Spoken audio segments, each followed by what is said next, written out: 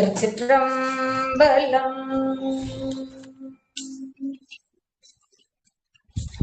உம்பதரு தேனுமணி கசிவாகி பொன்கடலில் தேனமுத துணர்வூரி இன்பரசத்தே பருகி பல காலம் எந்த நுயிர் காதரவுற்று அருள்வாயே. தம்பிதனுக்காக வனத்து அணைவோனே, தந்தை வலத்தால் அருள் கை கனியோனே, அன்பர் தமக்கான நீலை பொருளோனே, ஐந்து கரத்தானை முக பெருமாளே, எந்த உயிர் காதர ஊற்று அருள்வாயே.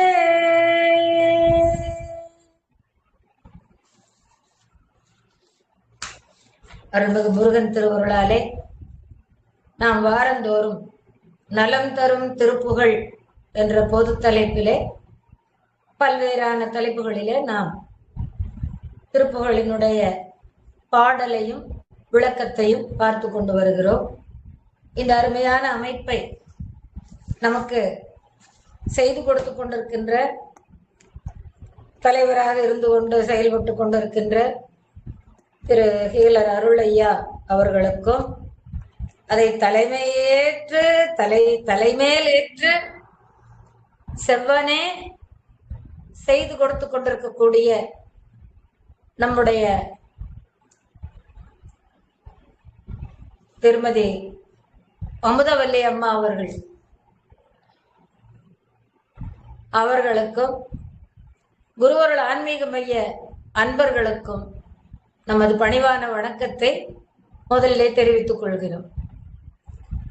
இன்றைய நாளிலே நலம் தரும் திருப்புகழ் என்ற பொதுவான தலைப்பிலே இன்று நாம் காண இருப்பது முருகப்பெருமானின் தரிசனம் பெறுவதற்கு உண்டான வகையினை பார்க்க போகிறோம்.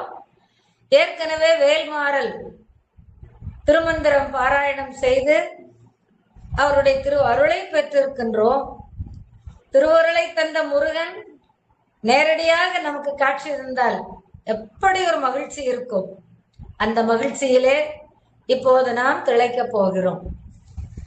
அப்படிப்பட்ட ஒரு பாடல், முருகனுடைய திருவருள் கூட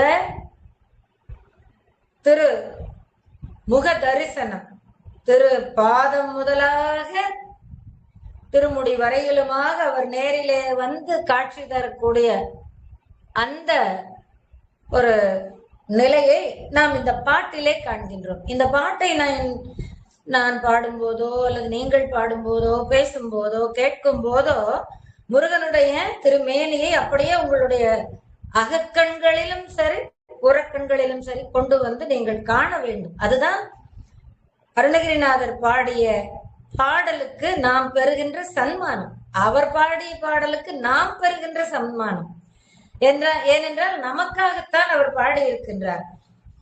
ஆகையினாலே நாம் இந்த அளவிலே அந்த திருப்பாடலை பார்க்க இருக்கின்றோம். இப்பொழுது பார்ப்போமா? என்ன பாட்டு? உங்கள் அனைவருக்கும் இந்த பாடலை தொடங்கின உடனே உங்களுக்கு தெரியும் என்று நினைக்கிறேன். முதலில் பாட்டை சொல்லுகிறேன், கேளுங்கள். தண்டையணி வெண்டையங்கிணி சதங்கையும் தன்கழல் சிலம்புடன் கொஞ்சவே நின் தந்தையினை முன்பறிந்தின்ப உரி கொண்டு நன் சந்தொடமணைந்து நின்றன்பு போல கண்டுர கடம்புடன் சந்த மகுடங்களும் கஞ்சமல செங்கையும் சிந்து வேலும் கண்களும் முகங்களும் சந்திர நிறங்களும் கண் குளிரையந்தன் முன் சந்தியாவோ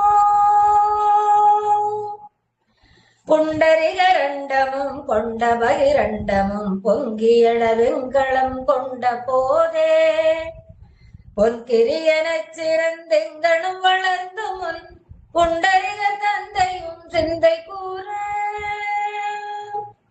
கொண்ட நடனம் பதம் செந்திலும் எந்த முன் கொஞ்சி நடனம் கொளும் கந்த வேளே கொங்கை குரமங்கையின் சந்தமணம் உண்டிடும் கும்பமுனி கும்பிடும் தம்பிரானே கண்டுர கடம்புடன் சந்த மகுடங்களும் கஞ்சமலர் செங்கையும் சிந்து வேலும் கண்களும் முகங்களும் சந்திர நிறங்களும் கண் குளிரை எந்த முன் சந்தியாவோ. இதுதான் அருணகிரி பெருமான் திருமுருகனுடைய தரிசனம் பெற்று பாடிய பாடல். திருவுருவம் அவருக்கு முன்னே நடனமாடிக்கொண்டிருக்கிறது. அந்த காட்சியை கண்டு பாடிய பாடல். இந்த பாடலை நீங்கள் கேட்டவுடனே திருச்செந்தூர் நினைவுக்கு வர வேண்டும். உங்களுக்கு திருச்செந்தூரிலே அருணகிரி பெருமான் பாடிக்கொண்டிருக்கிறார் முருகப்பெருமானை பற்றி. முருகப்பெருமானை ஊர்வலமாக தங்க ரதத்திலே வைத்து கோயிலை சுற்றி எடுத்துக்கொண்டு வந்து கொண்டிருக்கின்றார்கள். முன்னாலே பெரிய படை,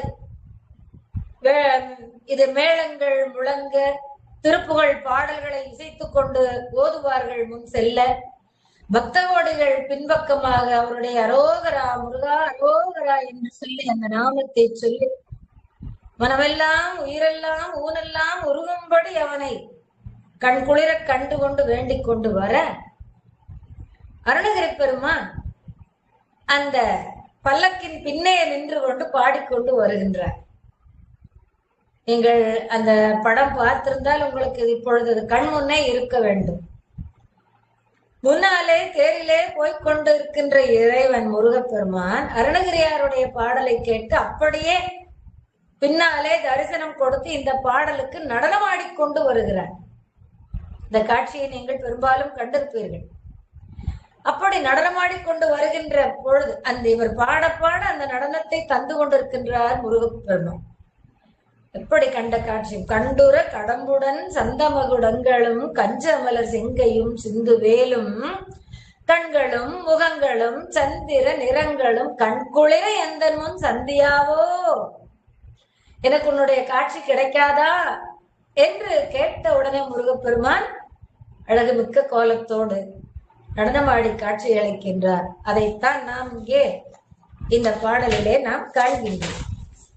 தாமரையிலே வீற்றிருக்கக்கூடிய பிரம்மனது உலகம் மற்றும் உள்ள வெளி அண்டங்கள் மற்றும் உள்ள இந்த அண்டங்களில் உள்ளவர்கள் அனைவருக்குமே பெரிய மகிழ்ச்சி, விரைந்த மகிழ்ச்சி பொங்கி எழுகின்றது. அப்படிப்பட்ட நிலை எப்படி அவர்களுக்கு உருவாகிறது என்று பார்த்தால் முருகப்பெருமானுடைய திருக்காட்சி கண் முன்னே தோன்றுகிறது. எப்படி அசுரனை கொல்லுகின்ற பொழுது போர்க்களத்திலே சூரபத்மனுக்கு எதிராக நின்று கொண்டு முழுமையாக காட்சி கொடுத்து இப்பொழுதாவது அவன் திருந்த மாட்டானா என்ற வகையிலே அவருக்கு அருள் புரிவதற்காக அந்த போர்க்களத்திலே நின்ற போதும் கூட அவனை கொல்ல வேண்டும் என்ற அந்த நியதிக்கு உட்பட்ட போதிலும் கூட முருகப்பெருமான் அவருக்கு காட்சி அளிக்கின்றார் சூரபத்மனுக்கு. அவன் பார்த்து கொண்டு என்ன சொல்லுகின்றான், நீ ரொம்ப சின்ன பயல், உன்னை தெரியும் எனக்கு. கோலமா மங்கை தன்னில் குலவிய குமரன் தன்னை பாலன் என்றிருந்தேன். நீ சின்ன பிள்ளை என்று நான் நினைத்திருந்தேன். அந்நாள் பரிசு இவை உணர்த்திலேன்.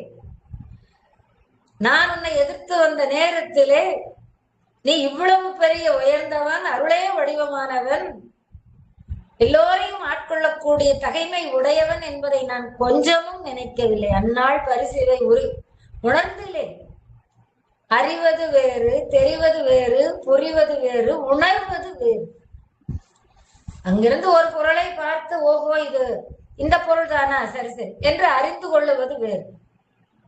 அதை தெரிந்து கொள்ள வேண்டுமானால் அந்த பொருளின் அருகிலே சென்று ஓ இது புத்தகமா, இது திருப்புகழ் புத்தகமா, ஓ என்று தெரிந்து கொள்ளுவோம். புரிந்து கொள்ளுவது என்பது அந்த திருப்புகழ் புத்தகத்தை, ஏன் திருவகுப்பு புத்தகத்தை எடுத்தால் அதுல வேல்மாறல் நீங்கள் பாராயணம் செய்தீர்கள், அதையே எடுத்துக் கொள்ளுங்களேன். ஓ இதைத்தான் வேல்மாறல் பாராயணம் என்கிறார்களா என்று அந்த திருவகுப்பு புத்தகத்தை திருப்பி பார்க்கும் பொழுது இந்த பாடலை படிக்கின்றீர்கள், பாராயணம் செய்கின்றீர்கள். பாராயணம் செய்ய செய்ய செய்ய செய்ய முருகனுடைய திருவருளானது உங்களுடைய உணர்வோடு கலக்கும் பாருங்கள்.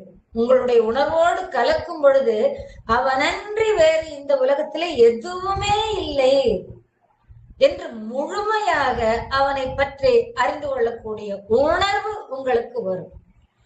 அது உங்களுடைய ரத்தத்திலே கலந்தோடும், உயிரிலே கலந்தோடும். உடம்பிலே தவிர உயிரிலே கலந்து உணர்விலே கலந்து வரும்.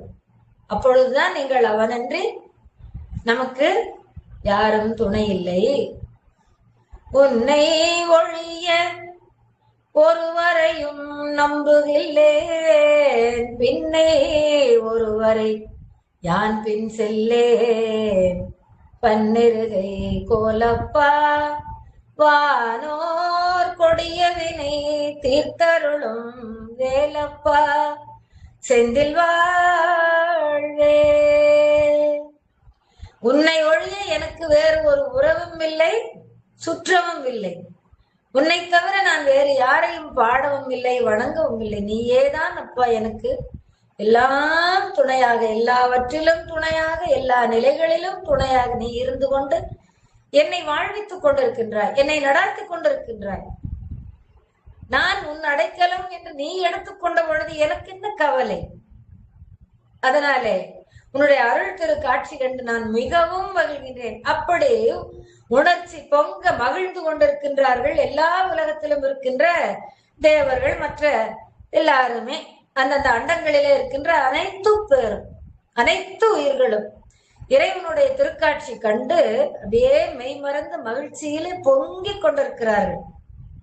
அந்த காட்சி, அந்த மகிழ்ச்சி அவங்களுக்கு எப்பொழுது வந்தது என்றால், சூரபத்மனோடு போர் செய்கின்ற போது அந்த கொடியவனுக்குமாக இப்படி அருட்கோலத்தை காட்டியிருக்கின்றாயே, அந்த காட்டிய கோலம் இருக்கின்றதே, அதை கண்டு நாங்கள் எல்லோரும் மகிழ்ச்சி பொங்க இருக்கின்றோம்.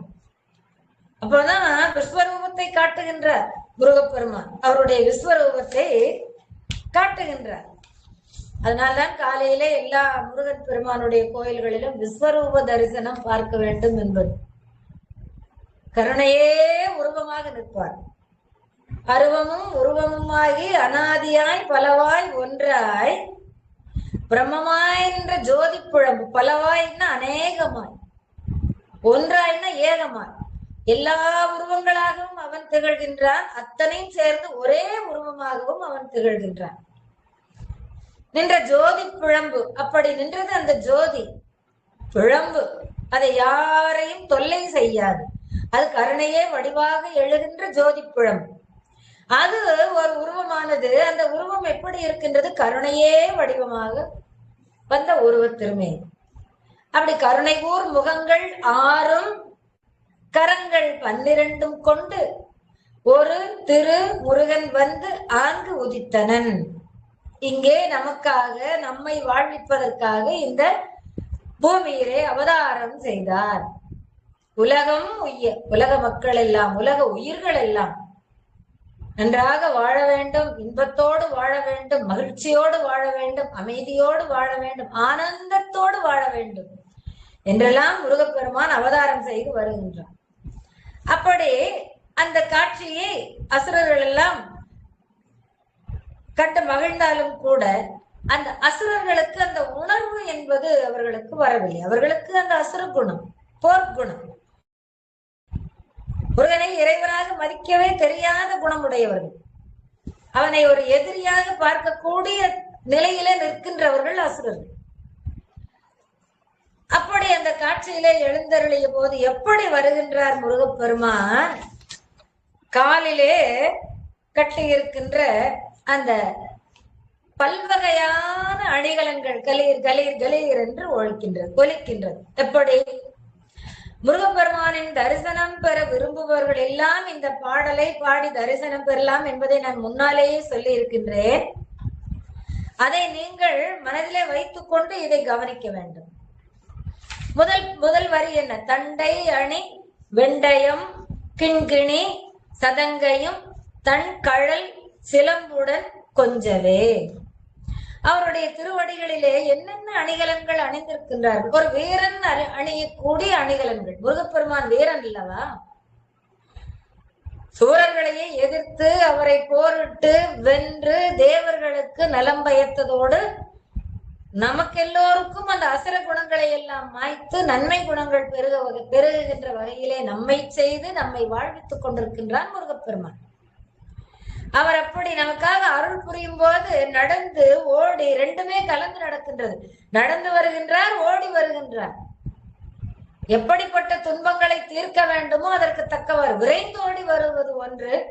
அப்படியே காலில் சதங்கை கொஞ்ச அந்த துன்பமுற்ற உயிர்களுக்கு தன்னுடைய அழகையும் அருளையும் காட்டி நடந்து வந்து, நான் இருக்க பயமேன், மருதாசலன் இருக்க மனக்கவலை எதற்கு, கந்தன் கருணை இருக்க உனக்கு எதற்கு கவலை என்று அழகுபட நம்மை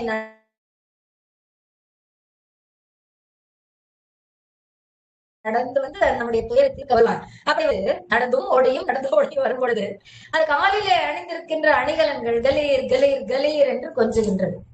அந்த ஓசை அப்படியே கொஞ்சி கொஞ்சி வருகின்றது. என்னென்ன அணிகலன்கள் அதை நன்றாக சொல்லி இருக்கின்றார். தண்டை, வீரர்கள் காலிலே அணிந்து கொள்ளக்கூடிய அணித்தண்டை.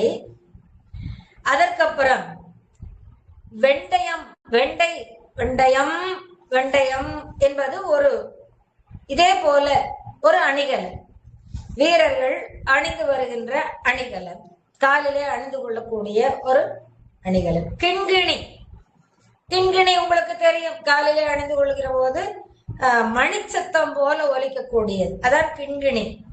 அந்த கிண்கிணி அணியையும் அணிந்திருக்கின்றார். சதங்கை, சதங்கை நிறைய இந்த சலங்கைகள் வைத்து வைத்து செய்திருப்பார்கள்.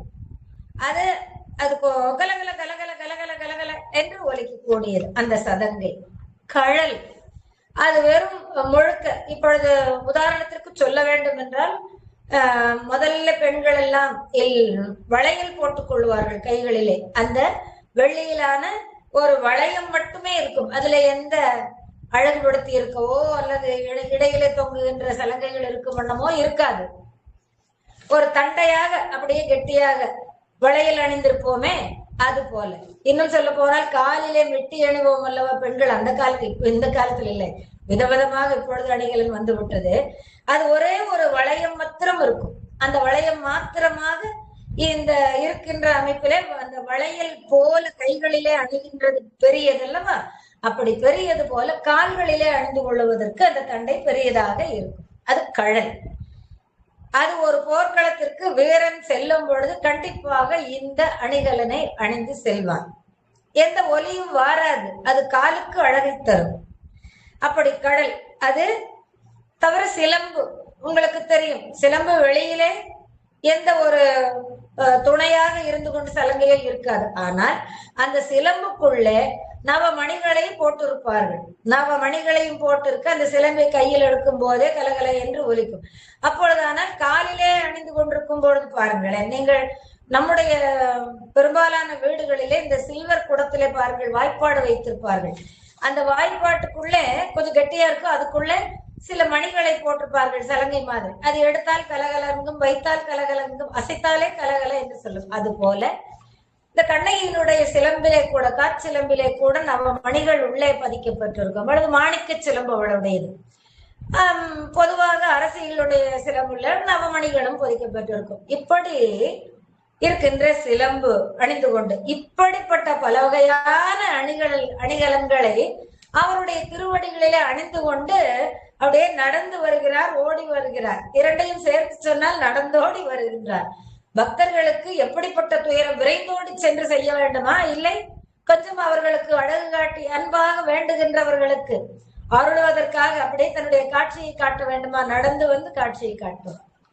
அப்படி போல கலீர் கலீர் என்று ஒலிக்கின்ற வகையிலே இத்தனை அணிகலன்களையும் தன்னுடைய திருவடியிலே அணிந்திருக்கின்றான். அணிந்து கொண்டிருக்கின்ற இறைவன் என்ன செய்கின்றான்? அவருடைய தந்தையினை கண்டு வருகின்றார். தந்தையினை பார்க்க வேண்டும் என்று வருகின்றார்.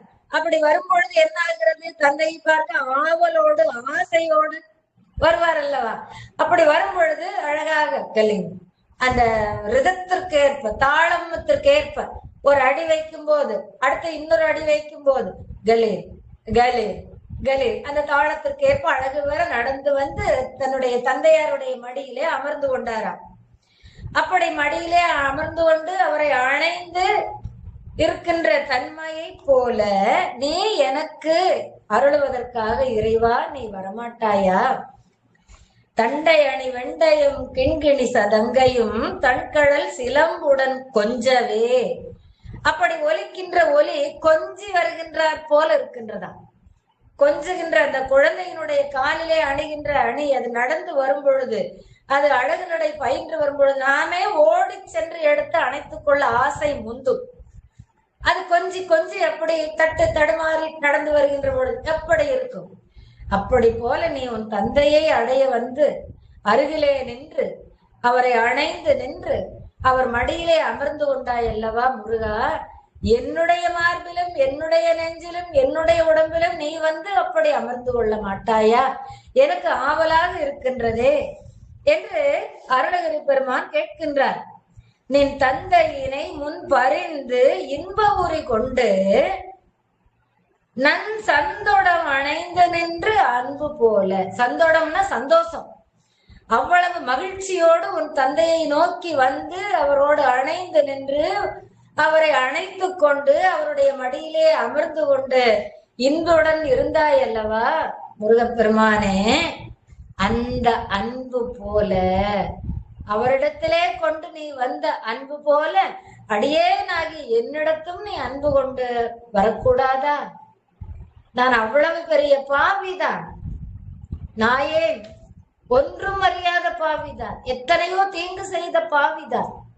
என்னை மன்னித்து கொண்டு எனக்கருள நீ அப்படி ஓடி வர மாட்டாயா?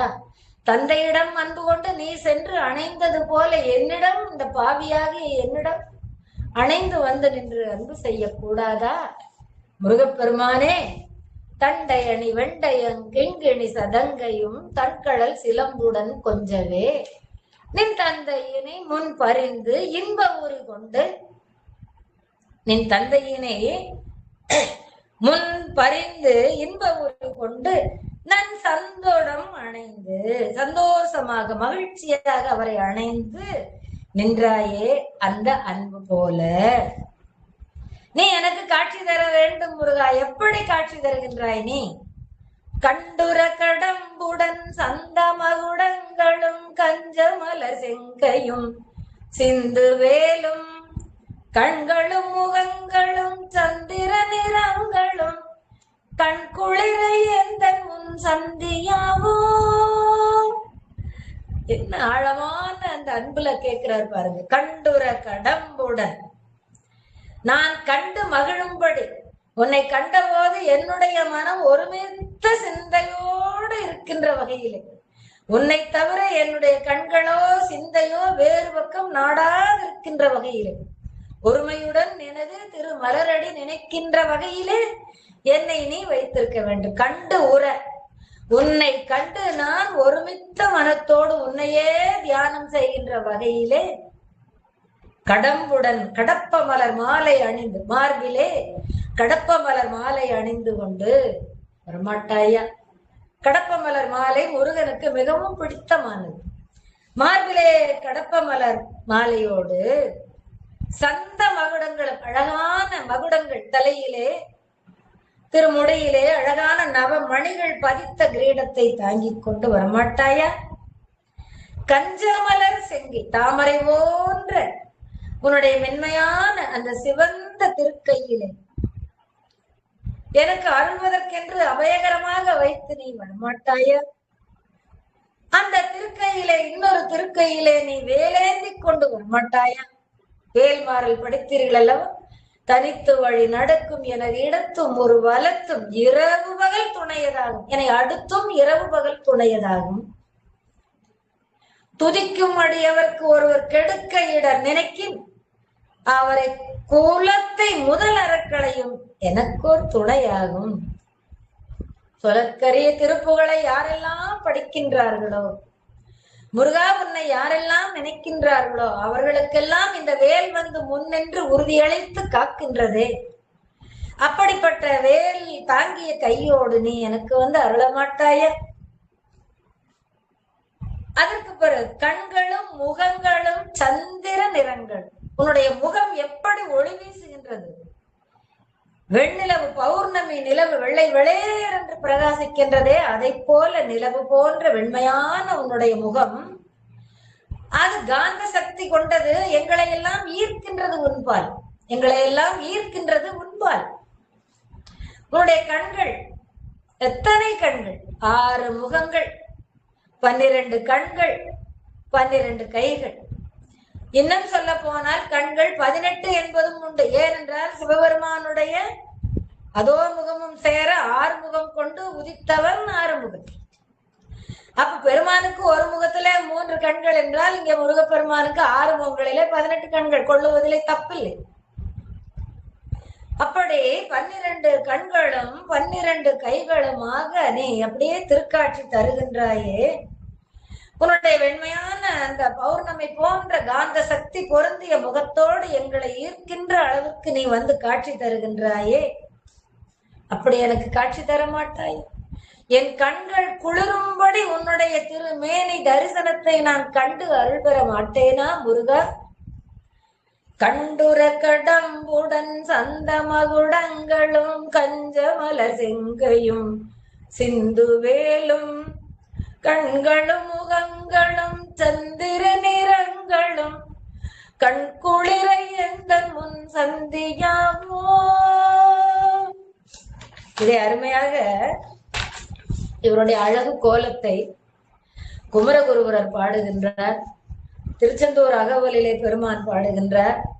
திருப்புகழிலே முருகப்பெருமான் பற்றி அவர் ஒரு அருமையான பாடல் உங்களுக்கு எல்லோருக்கும் தெரிந்தது. நக்கீரர் திருமுருகாற்றுப்படையிலே பாடுகின்றார். இப்படி எல்லோரும் முருகனுடைய காட்சியை கண்டு கண்டு பாடி இருக்கின்றார்கள். நீங்கள் இந்த இடத்துல நான் ஒன்றை சொல்ல உங்களுக்கு விரும்புகிறேன். ஒரு விளக்கத்தை, ஒரு ஒரு நல்ல ரசமான செய்தியை சொல்லும் பொழுது அந்த ரசனையை நாம் எல்லோரும் அனுபவிப்பது போலவே முந்தைய காலத்திலே அருளாளர்கள் எல்லோரும் அனுபவித்த வண்ணம் அத்தனை பேரும் பாடி வைத்திருக்கின்றார்கள். இப்பொழுது இந்த ஒரு வரியை சொல்லும் பொழுது எல்லாருடைய வரிகளையும் நான் எடுத்து உதாரணமாக காட்டிக் கொண்டிருந்தால் நாம் காண வேண்டிய முருகப்பெருமானுடைய திருக்காட்சி ரொம்ப தூரமாக போய்விடும். தவிர நாம் செல்லுகின்ற பாதையில இருந்து வேறு பக்கம் போகவில்லை என்றாலும் அது தூரமாக நம்மை அழைத்து சென்று விடும். இன்னொன்று, அதிலே நாம் படித்திருக்கின்றோம் என்பதை காட்டுவதற்காக கூட இருக்கலாம். 1-2 எடுத்துக்கொள்ளலாம், அது காட்ட வேண்டும், தவறில்லை.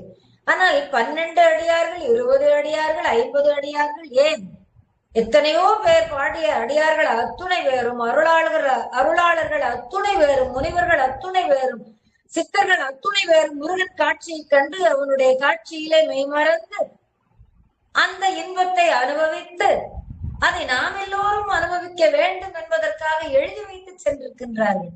எல்லாவற்றையும் இங்கே கொண்டு வந்தால் நமக்கு அது தூரமாக போய்விடும். கொண்ட பொருளிலே, கொண்ட கருத்திலே நாம் உணர்ந்து செயல்பட முடியாது என்பதை என்னுடைய தாழ்மையான கருத்து. அதை தெரிவித்துக் கொள்கிறேன். எனவே இந்த கருத்தை சொல்லவில்லை, அந்த கருத்தை சொல்லவில்லை என்பதற்கெல்லாம் இங்கே நாம் கருத்தை செலுத்த வேண்டிய அவசியம் இல்லை. ஆக அவருடைய முருகனுடைய அந்த திருமுகம் அழகு பாதத்திலிருந்து திருமுடி வரை எடுத்துக்கொண்டு பாருங்களேன். ஒவ்வொன்றும் ஒவ்வொரு அழகு. ஏறுமையில் ஏறி விளையாடும் முகம் ஒன்று, ஈசருடன் ஞான மொழி பேசும் முகம் ஒன்று, கூறும் அடியார்கள் வினை தீர்க்கும் முகம் ஒன்று, குன்றுருவ வேல் வாங்கி நின்ற முகம் ஒன்று, மாறுபடு சூரரை வதைத்த முகம் ஒன்று, வள்ளியை மனம் புணர வந்த முகம் ஒன்று. 6 முகமான பொருளே, 6 முகங்களை கொண்ட அப்பனே, நீ அருளல் வேண்டும். ஆதியிலே அருணாச்சலத்திலே அமர்ந்த பெருமாளே, பெருமாளே உனக்கு 6 முகங்கள். அந்த 6 முகங்களும் கருணையே வடிவானது என்ற உருவத்தை நாம் சொன்னோம் அல்லவா முருகப்பெருமானுடைய திரு அவதாரத்தின் போது. அதே கருத்தை சொல்லுவதாக இங்கே அமைந்திருக்கின்றது. ஏறுமையில் ஏறி விளையாடும் முகம் ஒன்று பாலப்பருவத்திலே, அதிலே வரலாறுகள் உண்டு.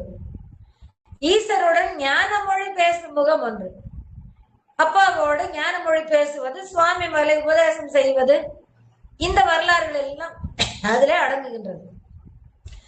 கூறும் அடியார்கள் வினை தீர்க்கும் முகம் ஒன்று. யாரெல்லாம் முருகா முருகா முருகா முருகா கந்தா கந்தா குகா முருகன் குமரன் குகன் என்று மொழிந்து உருகும் செயல் தந்து உணர்வென்றருள்வாய்.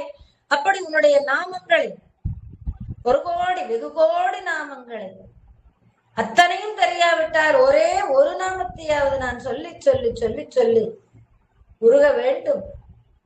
அப்படி உருகி உன்னை வழிபட வேண்டும். எத்தனையோ நாமங்கள். அப்படி கூறும் அடியார்கள் இம்மாதிரி உன் நாமத்தை சொல்லி அழைக்கும் போது, உணர்வோடு கலந்து உன்னை அழைக்கும் போது, எதிரிலே ஓடி வந்து அவனுடைய வினைகளை எல்லாம் தீர்க்கும் வகையிலே நீ அருள் செய்கின்றாய். வினைகளை தீர்த்து அருள் செய்கின்றாய். வினைகளை தீர்த்த பின்னாலே பாவமோ புண்ணியமோ, புண்ணியம் செய்தால் இறைவனுக்கு சேர்த்து விட வேண்டும். நான் தான் என்ற நிலை வந்தால் போதும், அவ்வளவுதான். திரும்பவும் இந்த பரமபதத்தின் மேலே கடைசியிலே சென்ற பொழுதும் கடைசி நிலையிலே ஒரே கட்டம் தான் இருக்கிறது என்ற நிலையிலே மறுபடியும் இழுத்துக்கொண்டு பாம்பு கீழே கொண்டு வந்து விடுவதை போல ஆகிவிடுவோம். பயனில்லை. அப்படி அடியார்கள் முருகா முருகா என் வினை தீரப்பா என்று சொல்லி உன் பாதத்திலே தஞ்சம் அடைகின்ற பொழுது நீ ஓடி வந்து கவலைப்படாதே, நான் இருக்க பயமேன் என்று சொல்லி அவர்கள் வினையை தீர்க்கின்றாயே. அப்படி எப்பொழுது அடியார்கள் வந்தாலும், நேற்றோ இன்றோ நாளையோ எக்காலத்திலும் வந்து அடியார்கள் உன்னுடைய திருவடியை தஞ்சமடைகின்ற பொழுது அவர்கள் வினையை எல்லாம் தீர்க்க அருள் கொண்டு வந்த முகம் ஒன்று, குன்றுருவ வேல் வாங்கி நின்ற முகம் ஒன்று. தாரகாசுரனை வீழ்த்த வந்த பொழுது அவனுடைய நண்பன் கிரௌஞ்சகன், அந்த கிரௌஞ்சகன் என்பவன் மலை வடிவமாக நின்று அந்த தாரகாசுரனுக்கு உதவி செய்து வருகின்றான். அந்த மலையை வேலால் எரிந்து பிளவாக்கி சிதறடித்த அந்த ஞான வடிவேலை உடையவனே, குன்றம் உருவ அதன் தொலைப்பட்டு ஊடுருவி செல்லும்படி வேல் வாங்கி நின்றவன். அந்த வேலானது அதை தொலைத்து கூறுபடுத்தி மீண்டும் கங்கையிலே தன்னை புனிதமாக்கி கொண்டு மீண்டும் முருகன் கைக்கு வந்துவிடும் அந்த வேல். அப்படி வந்த வேலை வாங்கி நின்ற முகமுடைய இறைவனே, மாறுபடு சூரரை வதைத்த முகம் என்று. அவர் மாறுபடாமல் முருகா உன்னை நான் வணங்குகிறேன், என்னை மன்னித்தருள் என்று சொல்லி இருந்தால் முருகன் தஞ்சமளித்திருப்பார். ஆனால் அவருடைய எண்ணம் எல்லாம் அரக்க குணமாக இருந்து கடைசி வரை எதிர்த்து போரிட்டு வந்ததனாலே அவர்களை வதைத்தாய். வதைத்தாலும் கூட உன்னுடைய இயல்பான கருணை என்ன செய்தது? அது மாமரமாக கடலுக்கு நடுவே நின்ற அந்த சூரனை இரு கூறாக்கி, ஒரு கூரை உன்னுடைய வாகனமாக மயிலாக வரச் செய்து, மற்றொரு கூரை சேவலாக வரச் செய்து உன்னுடைய கொடியாக்கி கொண்டாயே முருகா. உன்னுடைய அருளை நான் என்ன சொல்வேன்? அப்படிப்பட்ட முகம் ஒன்று. இதெல்லாம் தவிர தெய்வ யானை தொல்காப்பியர் சொன்ன கற்பு மனத்திற்கு இலக்கணமாக சூரர்களை வென்று தேவேந்திர லோகத்தை பிழைக்க செய்ததனால் தேவேந்திரன் தன் மகளை பரிசாக அளித்தான். அது கற்பு மனமாக தேவயானையை திருமணம் செய்தது. அது உயர்ந்த நிலை. அதை விட உயர்ந்த நிலை உயிர்கள் மேலே தேவலோகம் என்பதில்லை. ஒரு திணைப்புணத்திலே வள்ளி திணையை உண்ண வந்த குருவிகளை ஆலோலம் பாடி ஓட்டிக் கொண்டிருக்கிறார். ஒரு கீழான நிலையிலே இருக்கின்ற உயிர்களையும் கூட இறைவன் தேடி வந்து அவர்களை ஆட்கொள்ளுவான் என்பதற்கேற்ப வள்ளியை வந்து காதல் மனம் புரிந்து உன்னோடு வைத்துக் கொண்டாய். இன்று கூட படம் ஒன்று ஓடிக்கொண்டிருந்தது, கந்தன் கருணை. அதை நீங்கள் கண்டிருந்தால் இப்பொழுது மெய்மையாக நீங்கள் அதை கண்ணுக்கு முன்னாலே கொண்டு வரலாம். அப்படி ஒன்றும் பற்றாத தேவேந்திர மகள் எங்கே, ஒரு வேடகுல மகள் எங்கே? அவளையும் கூட எந்த வேற்றுமையும் கருதாது வந்து மனம் புரிந்து அவள் பின்னாலே ஓடி ஓடி காதலித்து அவளை உன்னிடம் அடைக்கலப்படுத்தி கொண்டாயே. வள்ளியை மனம் புணர வந்த முகம் ஒன்று. இப்படி ஆறு முகமாக இருக்கின்ற உன்னுடைய தன்மைகளிலே எல்லாம் கருணையே நிறைந்திருக்கின்றது. அப்படி இருக்கின்ற இறைவா உன்னை நான் வணங்குகின்றேன். இதே போலத்தான் அந்த கலிவெண்பாவலும் சொல்லி இருக்கின்றார். எப்படி சூரனை தடிந்து உயிர் சிந்தும் திருமுகம் ஒன்று வெற்றி திருமுகம். அது எவ்வுயிர்க்கும் ஊழ் வினையை மாற்றி உலவாத அந்த பேரின்ப வாழ்வு தந்த திருமுகம் ஒன்று. மறைகள் ஆகமங்கள் யாவற்றையும் நீ தொடங்கும் முடித்தும் வைக்கின்ற கமலமுகம் கொண்டவன் நீ. பாச இருள் துறந்து பல கதிரில் ஜோதி விடும் வாச மலர் வதன முகம் உடையவன், வதன மண்டலம் உடையவன். வதனம்னா முகம், முகமண்டலம் உடையவன். வள்ளிக்கும் தேவானைக்கும் மோட்சம் அளிக்கும், அவர்கள் மேல் மோகம் கொண்டு அவர்களுக்கும் திருவடியை தந்த முகமதி, அந்த முகமதி உன்னுடைய அருகிலே வைத்திருப்பதுதானே அவர்களுக்கும் மோட்சம். இறைவன் திருக்கோலம், இறைவி திருக்கோலம் இருந்தாலும் அவர்களுக்கு அதை விட பேரு என்ன? அப்படி அந்த முகம் ஒன்று. தாகமுடன் வந்து அடியில் சேர்ந்த அடியவர்கள் மகிழ வரம் பலவும் தந்தருளும் இந்த தெய்வ முக தாமரை என்று அவருடைய முகத்தை அழகான முறையிலே அழகுபட சொல்லி இருக்கின்றார் கந்தர்கலி வெண்பாவிலே. இதை நாம் கொள்ள வேண்டியது அவருடைய ஞான உருவம். இறைவன் அருள் தர வந்தாலும் கூட அவரது மேனி திருமேனி ஞானம் தருகின்ற, நமக்கு ஞானத்தை தருகின்ற திருமேனியாக இருக்கின்றார். என்ன ஞானம் பெறுகின்றோம் அதிலே?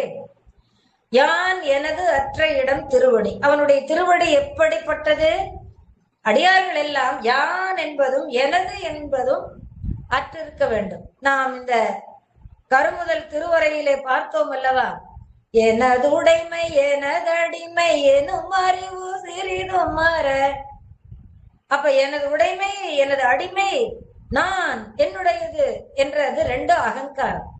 அந்த அகங்காரம் போய்விட்டது அப்படி என்றால் அவருக்கு கிடைப்பது திருவடி. அப்ப இந்த திருவடியின் இலக்கணம் என்ன? இந்த அகந்தையை போக்குகின்ற வண்ணமாக அமைவது திருவடி. அதுக்கப்புறம் திருமேனி என்ன? ஞானமே வடிவாகி திருமேனி. கருணை கூர் முகங்கள் என்றாலும் ஞானமே வடிவான திருமேனி. நம்முடைய வாரியார் சாமிகள் சொல்லுவார், தொடங்கும் பொழுதே ஞானமே வடிவாகிய அப்படின்னு தான் தொடங்குவார். நமக்கு ஞானத்தை தருகின்றதற்காக முருகப்பெருமான் உதித்திருக்கின்றார், அவதாரம் செய்திருக்கின்றார். அதனால அவருடைய திருமேனி ஞானமே வடிவமான திருமேனி. அவருடைய கண்கள் என்ன? முக்கண்களும். ஒன்று இச்சாசக்தி, ரெண்டு கிரியாசக்தி, மூன்று ஞான சக்தி. ஒன்றன் மேல் இச்சை கொள்ள வைப்பது. எதன் மேல்? இறைவன் திருவருள் மேல் இச்சை கொள்ள வைப்பது. கிரியாசக்தி, கிரியை என்றால் நாம் செய்கின்ற காரியங்கள். எதற்காக நம்முடைய காரியங்கள் அமைய வேண்டும்? இறைவன் திருவடியை அடைவதற்குண்டான காரியங்களை செய்ய வேண்டும். இப்பொழுது குருவருள் மையம் செய்து கொண்டிருக்கிறதே நம்மை எல்லாம் அழைத்து, இதோ இங்கே அருள் இருக்கிறது பெறுங்கள், இதோ இப்படி நீங்கள் வந்தால் அருள் பெறலாம், வாருங்கள், பாராயணம் செய்யுங்கள், படியுங்கள், திருவாசகம் படியுங்கள், திருப்புகழ் படியுங்கள், கந்தர் அனுபூதி அலங்காரம் எல்லாம் படியுங்கள், அவன் திருவடியை அடைவோம், வாருங்கள் வாருங்கள் என்று சொல்லி நம்மை அதற்குண்டான செயல்களை செய்த வைக்கிறார்கள் அல்லவா? அது போல இன்னொரு கண், அது நெற்றிக்கண். அது செயல்படுத்துகின்ற தன்மை, அது வேல், ஞான சக்தி, ஞான சக்தி இல்லைங்களா? அது அறிவு. இவர்கள் எப்படி சொல்லி நம்மை வழிபடுத்துவதன் மூலமாக நாம் அடைந்து அவனையே நினைந்து அவனுடைய ஞானத்தை, அவன் நமக்கு கொடுக்கின்ற ஞானத்தை பெறுகிறோம். என்ன ஞானம்? ஞானம் என்பது ஈசன்பால் அன்பு. அது என்ன? மோட்சம்தான், திருவடி பேரு தான்.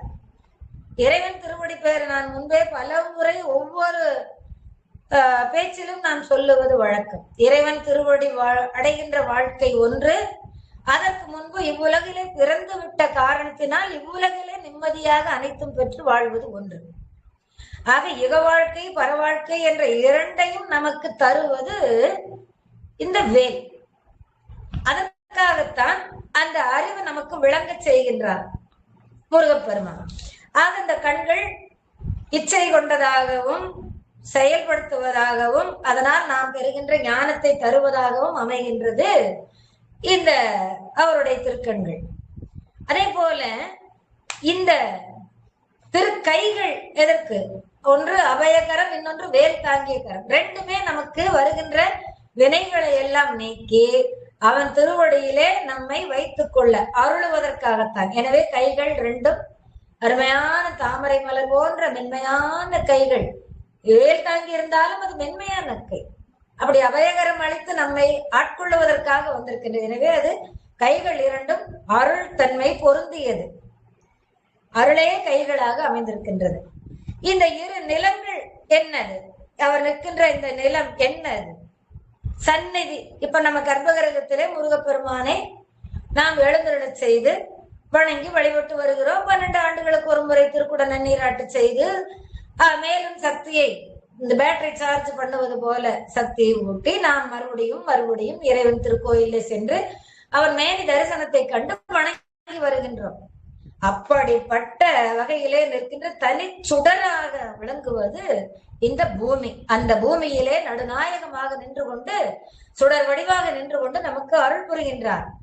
எல்லா உயிர்களுக்கும் பின்னமர நிற்கின்ற பெருமான். இப்படி எல்லா உயிர்களுக்கும் எந்த வகையான பேதமும் இன்றி நமக்கு அருள் புரிபவன் இறைவன்.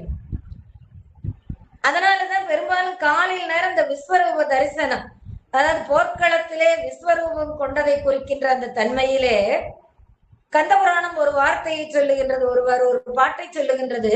புவனம் அண்டம் வானவர் உயிர்கள் யாவும் ஆர்மா முகத்து வள்ளல் மேனியில் அமைந்ததன்றி வேறு நீ என்ன ஆங்கு ஓர் வியன் பெரு வடிவம் கொண்டான். அப்படிப்பட்ட அழகிய கோலத்திலே வருகின்றார். அவனுடைய திருவடியை கண்டோம், உருவங்களை எல்லாம் கண்டோம். திருமுடி மனமே வடிவானது, பரமானந்த வடிவமானது. இத்தகைய வகையிலே முருகன் இந்த திருக்காட்சியை கொடுத்து கொண்டு நிற்கின்றான். அது யாருக்குத்தான் அவன் மேல் காதல் வராது? இறைவா முருகா, எனக்கும் நீ இந்த மாதிரி காட்சி தரக்கூடாதா என்று அருணகிரி பெருமான் கேட்கின்றார். கண்டுர கடம்புடன் சந்தமகுடங்களும் கஞ்சமல சிங்கையும் சிந்து வேலும் கண்களும் முகங்களும் சந்திர நிறங்களும் கண் குளிரை எந்த முன் சந்தியாவோ. கண் குளிர நான் காண வேண்டும். நீ வந்த வாயத்தோடு மறைந்து விடாதே. கொஞ்ச நேரம் எனக்கு உன்னுடைய காட்சியை கொடு. நான் உன்னை முழுவதுமாக கண்டு நான் ரசிக்க வேண்டும். நான் உள்ளார்ந்த அந்த உயிரிலே உணர்விலே உன்னை கலக்க வேண்டும். முருகா, எனக்கு காட்சி கொடுப்பார் என்று கேட்கின்றார். அதற்கு பிறகு புண்டரிகர் அண்டமும் புண்டரிகன் அண்டமும் கொண்ட பகிர் அண்டமும் பொங்கியழ வெண்கலம் கொண்ட போதே. அது என்ன என்றால் போர்க்களத்திலே தாமரையிலே வீட்டிற்கக்கூடிய பிரம்மனது உலகம், எல்லா உலகங்களும் வச்சுக்கோங்க. நம்ம தானே போன முறை படிச்சிருக்கிறோம். பெரியோர்கள் எல்லாரும் சொல்லி இருக்கிறார்கள், மேலே 7 உலகங்கள், கீழே 7 உலகங்கள் இருக்கின்றன என்று நாம் பார்த்திருக்கின்றோம். அந்த உலகங்களிலே இருக்கின்ற உயிர்கள் அனைத்துமே மகிழ்ச்சி பொங்கி எழும்படி நீ காட்சி தந்திருக்கின்றாய் என்றால் எனக்கு தரக்கூடாதா? நாயே நினைவின்றி உன்னை இருந்தாலும் கூட நீ எனக்கு காட்சி தர வேண்டும் ஐயா. அப்படி புண்டரிகர் அண்டம், புண்டரிகம்னா தாமரை, தாமரையில் வீட்டிற்கக்கூடிய பிரம்மனது அண்டம் மற்றும் உள்ள திருமால் அண்டம், எல்லா உலகங்களும் சொல்லுகின்றோம் அல்லவா, அந்த அண்டங்களில் இருக்கின்ற உயிர்கள் எல்லாம் மகிழ்ச்சி கொள்கின்ற வகையிலே நீ சூரனுக்கு முன்பாக போர்க்களத்திலே காட்சி கொடுத்தாய். பொன்கிரி என சிறந்து எங்கனும் வளர்ந்து முன் புண்டரிகர் தந்தையும் சிந்தை கூற. அது மட்டுமல்ல, கைலை பொன்மலை, கைலையை பொன்மலையாக சொல்லுவது மரபு.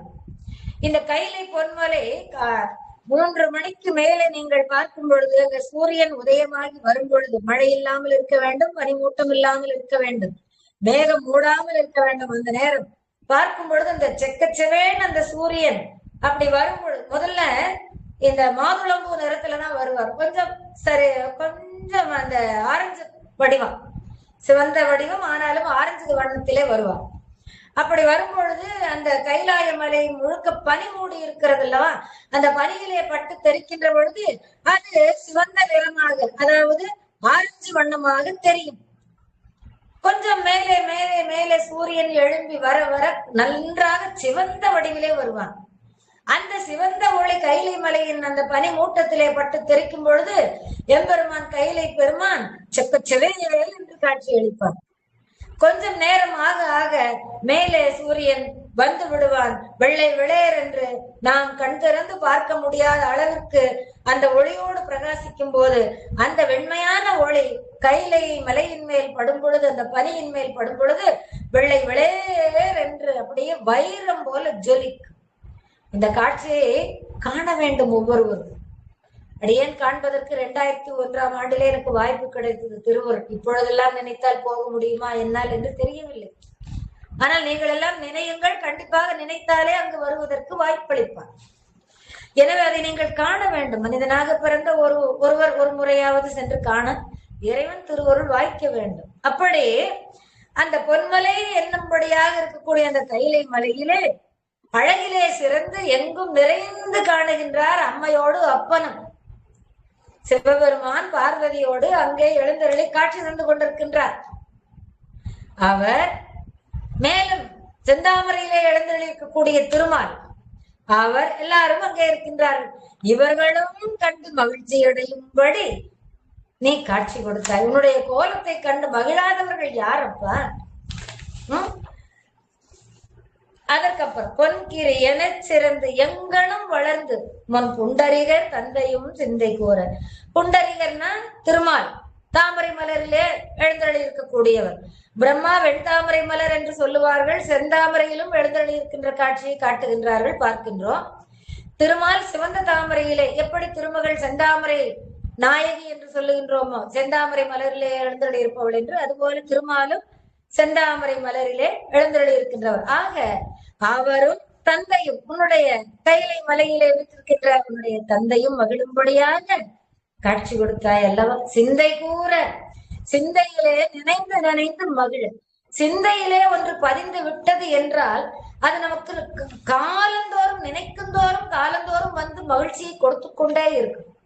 அதனால்தான் சித்தத்திலே பதிய வைக்க வேண்டும். அப்படி சித்தத்திலே பதிந்து விட்டால் மனம் என்பது ஒன்றை பற்றும். ஓ, இது கைலாய மலை போல தெரிகிறது என்று தொலைவிலிருந்தே நோக்கி பற்றி கொள்ளும். புத்தி இல்லை இல்லை கொஞ்சம் அருகிலே சென்றவுடன் இது கைலாயம்தான் என்று உறுதி கொள்ளும். சித்தம் என்பது அந்த கைலை மலையை அப்படியே தன்னுடைய சித்தத்துக்குள்ளே ஓவியம் போல பதிய வைத்துக் கொள்ளும். எந்த இடத்திலே நின்று எப்பொழுது நினைத்தாலும் அந்த கைலை மலை அப்படியே காட்சி தந்து அவரை உருக்கும். அதிலே பெருமானும் பெருமாட்டியும் எழுந்தருளி இருந்து உருக்குவார்கள். அப்படிப்பட்ட ஒரு நிலை இந்த சித்தத்திலே. இப்ப நம்ம கம்ப்யூட்டர்ல எல்லாம் பதிவு செய்து கொள்ளுகிறோமே, அப்படி எப்ப நினைத்தாலும் போட்டு பார்க்கிறோமே, அது போல அப்படி சிந்தை கூற கொண்ட நடனம் பதம் செந்திலும் எந்த முன் கொஞ்சி நடனம் கொடும் கந்தவேளே. அவர்களுக்கெல்லாம் மகிழ்வுறும்படி நீ காட்சி தந்த இறைவா, இதோ இப்பொழுது திருச்செந்தூரிலே நாயேனாகிய எனக்கும் நீ நடன காட்சி தந்து கொண்டிருக்கின்றாய். அடியேன் பெற்ற பேரை என்னவென்று நான் சொல்லுவேன்? திருச்செந்தூரிலே இந்த நிகழ்வு நடந்தது. அந்த நிகழ்வை கண்டு உணர்ந்து அவருடைய திருவருளிலே கலந்து மெய்மறந்து பாடுகின்றார் நம்முடைய அருணகிரி பெருமான். கொண்ட நடனம் பதம், உன்னுடைய திருவடியிலே இத்தனை அணிகலன்களை அணிந்து கொண்டு கலீர் கலீர் என்று அந்த ஓசை கொஞ்சும்படியாக வந்து தாய் தந்தையை அணைந்து நின்று அவரிடம் செலுத்திய அன்பு போல இந்த பிரம்மலோகத்திலும் திருமால் லோகத்திலும் கைலாயத்திலும் இருக்கின்றவர்கள் மற்றும் உள்ள அன்பர்கள் அனைவரும் கண்டு மகிழ்ந்து உணர்த்து எப்பொழுதெல்லாம் நினைக்கின்றார்களோ அப்பொழுதெல்லாம் நீ காட்சி தந்து அவர்களை மகிழ்விக்கின்றாயே. அவர்களை மகிழ்விப்பதோடு அவர்களுடைய வருத்தத்தையும் போக்குகின்றாயே. அவர்கள் வருத்தத்தை போக்குவதோடு வினைகளையும் தீர்க்கின்றாயே.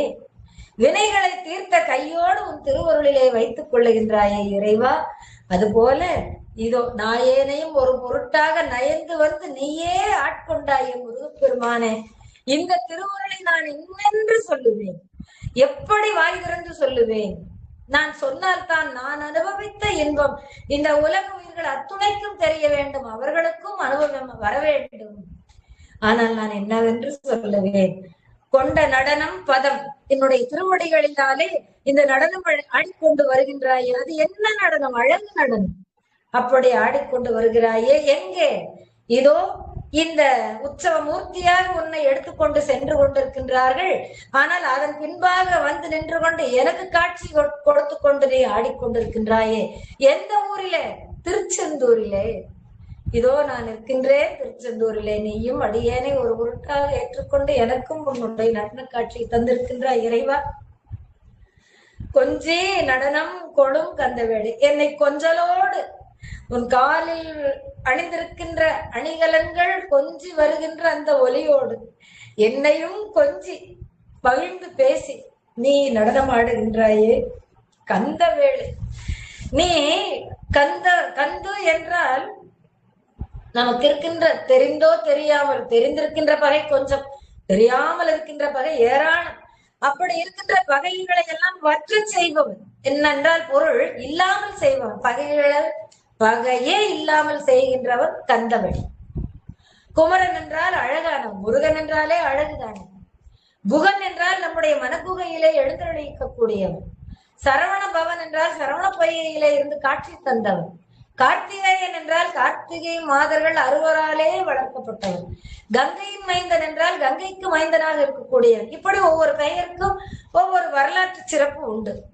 அந்த வகையிலே இங்கே கந்த வேள், அவன் அழகானவன். வேள் என்றால் ரொம்ப அழகானவன், ஆண்களிலே சிறந்தவனை வேள் என்று சொல்லுவோம். ரெண்டு பேரை எப்படி சொல்லுவோம்? மன்மதனை மன்மத வேள் என்று சொல்லுவோம், அழகிலே சிறந்தவன். கந்தனையும் வேள் என்று சொல்லுவோம், அவனும் அழகிலே சிறந்தவன், ஆனாலும் அருளிலே சிறந்தவன். அதுதான் கந்தனுக்கும் மன்மதற்கும் உண்டான வித்தியாசம். ஆக என்னுடைய பகைகளை எல்லாம், வினை என்னுடைய பகை, அந்த பகையை முழுவதும் வற்றச் செய்து உன் திருவடியிலே வைத்துக் கொண்ட இறைவா கந்த வேளே, கொங்கை குற மங்கையின் சந்தமணம் உண்டிடும் முருகா. அழகான வள்ளி திணைப்புறத்திலே, ஒரு வேடர் குலத்திலே பிறந்து வளர்ந்து கொண்டு திணைப்புறத்திலே திணைகளை கொத்த வந்த கிளிகளை ஓட்டிக்கொண்டு ஆலோலம் பாடிக்கொண்டிருக்கின்றாளே ஒரு பெண், வள்ளி என்ற பெண். அவளை வேற்றுமை பாராட்டாமல் அவளை காதலித்து, களவு மணம் என்று தொல்காப்பியர் சொன்னதற்கேற்ப காதலித்து திருமணம் செய்து கொண்டாயே முருகா. அவளுடைய அழகை நுகர்ந்து கொண்டு சுகமாக சுகித்திருக்கின்ற முருகா. அது மட்டுமில்ல, கும்பமுனி கும்பிடும் தம்பிரானே. கும்பமுனி என்று நாம் யாரை சொல்லுவோம்? அகத்தியர் பெருமானை சொல்லுவோம். எப்பொழுதும் தன்னுடைய கையிலே கமண்டலத்தை வைத்துக் கொண்டு அவர் காட்சி அளிப்பார். காவிரியை கமண்டலத்துக்குள் அடக்கி வந்தவர் அல்லவா. ஒரு காக வடிவிலே விநாயக பெருமான் அதை தட்டிவிட நமக்கு கிடைத்தது காவிரி. அப்படி அகத்தியரும் வணங்கும்படி தமிழ் கடவுள், அகத்தியருக்கு தமிழ் போதித்தவர் முருகன். இன்னும் சொல்லுவார்கள், இறைவன் என்று பார்க்கும் பொழுது சிவபெருமானுக்கு தமிழ் போதித்தவன், முனிவர் என்று பார்க்கும் பொழுது அகத்தியருக்கு தமிழ் போதித்தவன், மனிதர் என்று பார்க்கின்ற அளவிலே அருணகிரிநாதருக்கு தமிழ் போதித்தவன். ஆக அப்படி கும்பமுனி எப்பேற்பட்ட தமிழ் கடல். இறைவன் தன்னுடைய திருக்காட்சியை காண்பதற்கு வடக்கிலே சுமை ஏறிவிட்டது, எனவே தெற்கு உயர்ந்து விட்டதால் நீ சென்று அங்கே இருந்தால் வடக்கும் தெற்கும் சமமாக இருக்கும் என்று சொல்லி அகத்தியரை அனுப்பிய பெருமை மிக்கவர் அல்லவா. எம்பெருமானே, நான் அங்கு சென்றால் உன்னுடைய திருக்காட்சியை, திருமண கோலத்தை எப்படி நான் காண்பேன் என்று சொல்லும் பொழுது சிவபெருமான், நான் உனக்கு அங்கே காட்சி அளிக்கிறேன், கவலைப்படாதே என்று சொல்லி அனுப்பியவர் அகத்தியர். அப்படிப்பட்ட சிறப்புடைய அகத்தியர் உன்னை நாள்தோறும் நேரந்தோறும் முப்போதும் எப்போதும் வணங்கி கொண்டிருக்கிறாரே. அப்படி அவரால் வணங்கப்பட்டு கொண்டிருக்கின்ற தம்பிரானே, தம்பிரான், தம்முடைய பிரான், பிரியாதவன். எம்பிரான், எம்மை விட்டு என்றும் பிரியாதவன். எம்பிரான் தம்பிரான் என்று சொன்னால் நம்மை விட்டு பிரியாதவன், தம்மை விட்டு பிரியாதவன். என்றுமே நம்மை விட்டு முருகப்பெருமான் பிரிய மாட்டான். ஒவ்வொரு திருக்கோயில்களிலும் ஒவ்வொரு அருட்தன்மை விளங்குகின்றது. எத்தனையோ இடங்களிலே முருகன் கோயில் கொண்டிருந்தாலும் ஒரே முருகன் தான். எல்லா இடங்களிலும் அவன் அருள் ஒரே மாதிரியாகத்தான் இருக்கும்.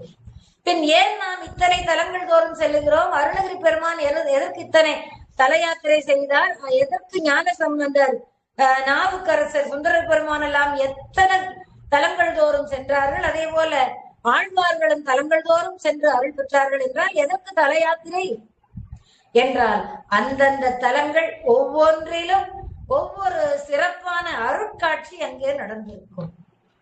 ஒவ்வொருவருக்கும் அருள் புரிந்த காட்சி, அருள் புரிந்த தகைமை அங்கே நடந்திருக்கும்.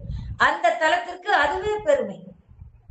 மருதமலைக்கு நீங்கள் வந்து பாருங்கள் என்று சொன்னால், மருதமலையிலேதான் முருகப்பெருமான் வந்து தங்கி இருக்க, அவரை வேண்டிக் கொண்டு திருமால் பிரம்மா உள்ளிட்டவர்கள் எல்லாம் பேரூரிலே தவம் செய்ய, அங்கே தவம் முடிந்து சிவபெருமானிடம் வேண்டுகின்றார்கள், முருகா, சிவபெருமானே, எங்களை இந்த அசுரர்கள் வாட்டுகின்றார்கள், வாழ வழி இல்லையா என்று வேண்டும் பொழுது, இதோ உங்களுக்கு மருதமலையிலே முருகப்பெருமான் அமர்ந்திருக்கின்றார், உங்களுக்கு அருள் புரிவதற்காக நீங்கள் அங்கே சென்று முருகனை வழிபட்டு நீங்கள் உங்களுடைய துயரை தீர்த்து கொள்ளலாம் என்று வழிகாட்ட, எல்லோரும் அங்கிருந்து வருகிறார்கள். நாரதர் எதிர்வந்து அழைத்து செல்லுகின்றார்.